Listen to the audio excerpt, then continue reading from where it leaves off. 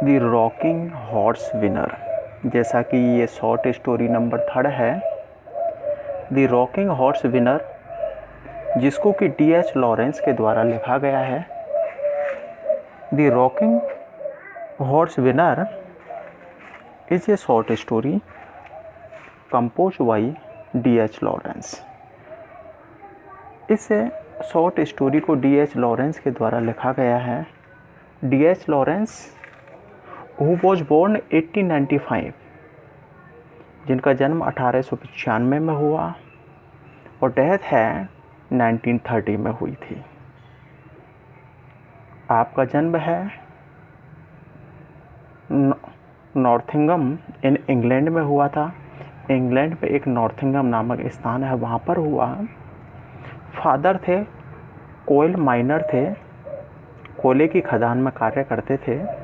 Mother जो कि gentle और एम्बियस लेडी थी, एक कुलीन और महत्वाकांक्षी महिला थी। She wrote novels, poems, short stories, criticism and miscellaneous prose. आपके द्वारा उपन्यास, कविताएं, लघु कहानियाँ, आलोचनाएं एंड मिस कैलेनियस प्रोज और विविध प्रकार की गद्य विधा लिखी गई।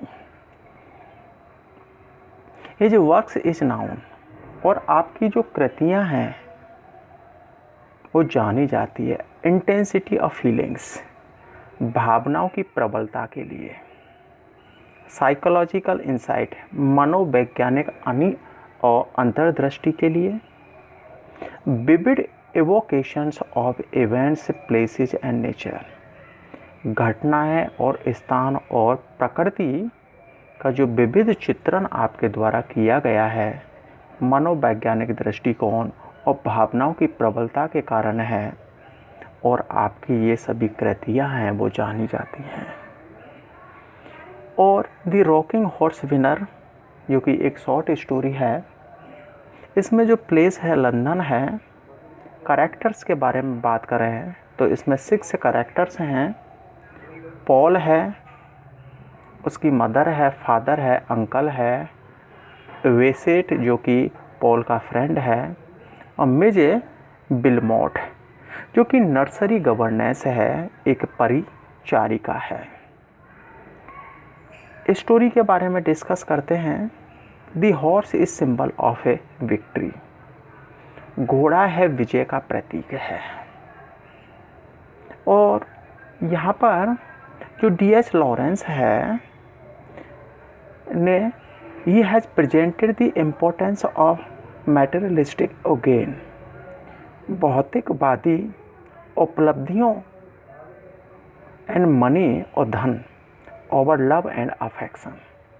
और यहाँ पर D.H. लॉरेंस ने प्रेम और स्नेह के ऊपर धन और भौतिकवादी जो उपलब्धियों का जो महत्व है को प्रस्तुत किया है, कि प्रेम और स्नेह के ऊपर धन और भौतिकवादी उपलब्धियां हैं के महत्व को बतलाया गया है, कि प्रेम और स्नेह का कोई स्थान नहीं होता धन और भौतिकवादी उपलब्धियों के सामने।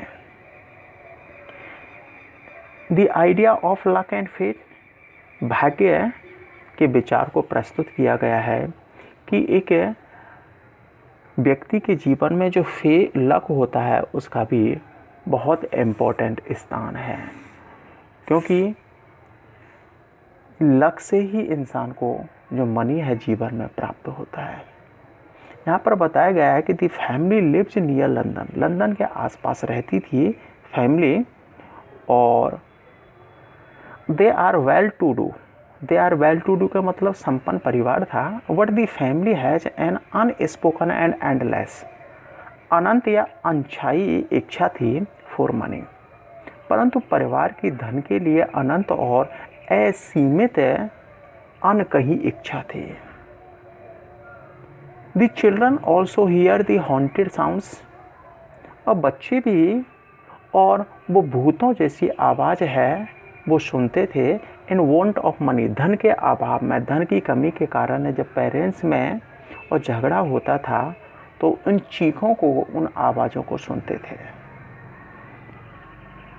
दी विस्पर्स फॉर मोर मनी, कानाफूसी होती थी, बातचीत होती थी और अधिक धन कैसे प्राप्त किया जाए।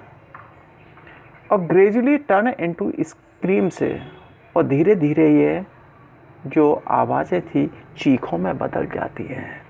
पेरेंट्स हैं, एक दूसरे पर चिल्लाते हैं। पॉल की माँ है, अपने हस्बैंड से कहती है कि आप अनलकी मैन हो। Paul has some inner feeling of the winner horse, कि फ्रॉम हिज रॉकिंग हॉर्स, कि पॉल को अपने लकड़ी के घोड़े से और विजेता घोड़े की जो भावनाएं प्राप्त होती हैं, कि पॉल को लकड़ी के घोड़े से और विजेता घोड़े की जानकारी मिलती है। ये starts the playing of horse race, वह घोड़ों की दौड़ में और पैसा लगाना आरंभ कर देता है। ये gets the clue of a winner horse from his rocking horse, और अपने घोड़े की और लकड़ी के घोड़े से उसे विजेता और घोड़े की जानकारी मिलती है। वैसेट जो कि उसका फ्रेंड है, हिज अंकल, उसके uncle also become his associates, उसके सहयोगी बन जाते हैं पॉल के। They earn a lot money, वो ढेर सारा पैसा कमाते हैं। बट फाइनली वेन, और जब अंत में मालाबार विंज, मालाबार जो कि एक घोड़े का नाम है जिस पर कि वो मनी लगाते हैं और वो घुड़ दौड़ में और जीत जाता है, अर्न मोर देन 80,000 पाउंड्स, और 80,000 पाउंड से अधिक वो जीतता है इस रेस में। Came first in the race, और रेस में वह पहले नंबर पर आया। और came to Paul's family at Christmas, और इस मालाबार जो कि लकड़ी का घोड़ा था, इसे क्रिसमस के अवसर पर और घर लाया गया था।